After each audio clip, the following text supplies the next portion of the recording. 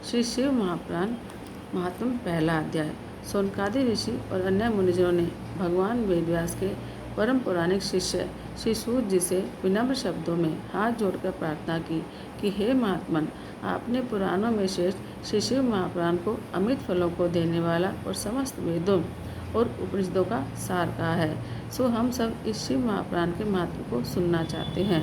आप कृपया करके हमसे शिव महापुराण के महत्व को सुनाइए। ऋषिजनों के इन स्नेह से भरे वचनों को सुन करके श्री सूत जी परम प्रसन्न हो बारंबार भगवान सदाशिव के चरण कमलों की वंदना करते हुए बोले, हे मुनीश्वरों, आप प्रशंसा के पात्र हो। आपकी भगवत भक्ति देखकर मेरा हृदय अति प्रसन्न है। आपकी इस उत्कंठा को देखकर मैं आपके समक्ष शिव महापुराण के उस परम पुनीत महात्म्य का वर्णन करता हूँ जो देवताओं को भी दुर्लभ है। यह महात्म्य समस्त फलों को देने वाला है। इसके श्रवण मात्र से ही प्राणी भगवान शिव की असीम कृपा को प्राप्त करता है, क्योंकि इस महापुराण का वर्णन सर्वप्रथम भगवान सदाशिव ने अपने ही श्रीमुख से श्री सनत कुमार जी से किया था। इसी कारण यह महापुराण के नाम से विख्यात हुआ है। भगवान सदाशिव के मुख से शिव महापुराण को सुनकर सनत कुमार जी ने इसे श्री वेद व्यास जी को सुनाया।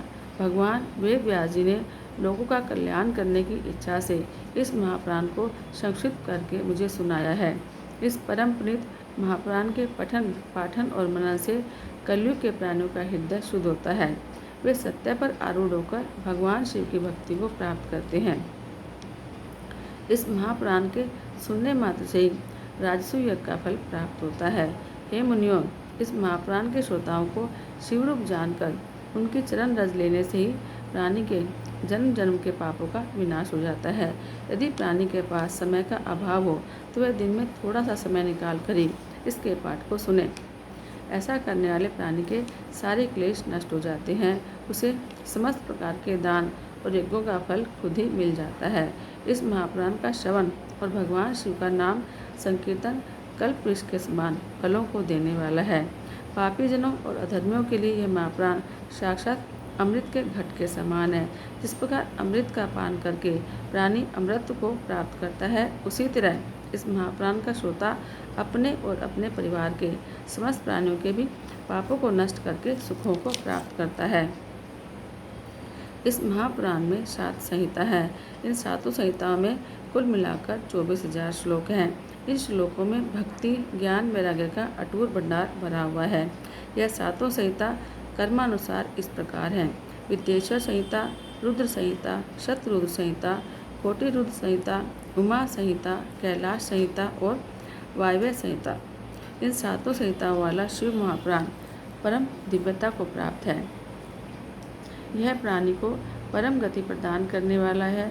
जो इस महापुराण को पूरा पढ़ लेता है, वह प्राणी भवसागर के समस्त बंधनों से मुक्त हो जाता है। हे मुनिजनों, वह प्राणी महान दुर्भाग्यवान है जो मानव देह धारण करने के बाद भी इस महापुराण को न तो पढ़ता है और न सुनता ही है। वह जीवन भर अज्ञानवश घूमता रहता है। शिव महापुराण मुक्ति को प्रदान करने वाला है। जिस घर में यह महापुराण रखा जाता है, वह घर तीर्थ हो जाता है। इसके प्रभाव से अश्वमेध और शास्त्रों वाजपेयी यज्ञों का फल प्राप्त होता है।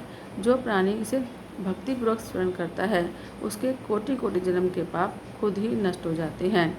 गंगा जैसी परम पुत्र नदियाँ और 7 पुरी और गाय आदि तीर्थों का जो फल होता है, वह इस पुराण के फल के सम्मुख छोटा है। जो प्राणी शिवजी के चरणों में प्रीति स्थिर करके इस पुराण को पढ़ता है, वह निश्चय ही परम भाग्यशाली है। जो मृत्यु के समय इस पुराण को श्रवण करता है, वह सीधा शिवलोक को प्राप्त करता है। जो इस शिव पुराण का सत्कार रेशम के वस्त्रों से करता है, वह सदा सुख प्राप्त करता है। यह पुराण भगवान सदाशिव का सर्वस्व है। यही महापुराण धर्म, अर्थ, काम और मोक्ष को देने वाला है। अध्यात्म का ज्ञान करने वाले प्राणी को इसका हमेशा सेवन करना चाहिए। यह महापुराण ब्रह्मा, विष्णु आदि देवताओं को प्राणों से भी अधिक प्रिय है। इस महापुराण की मैं बारंबार वंदना करता हूँ।